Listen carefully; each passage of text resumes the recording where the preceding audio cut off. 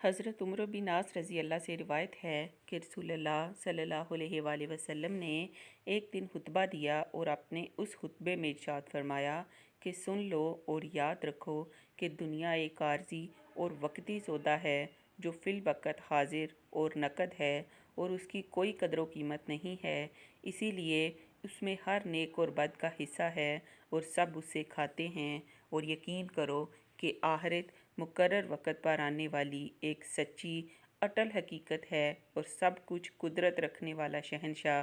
اسی میں لوگوں کے اعمال کے مطابق جزا اور سزا کا فیصلہ کرے گا۔ یاد رکھو کہ ساری خیر اور خوشگواری اور اس کی تمام قسمیں جنت میں ہیں، اور سارا شر اور دکھ اس کی تمام قسمیں دوزخ میں ہیں۔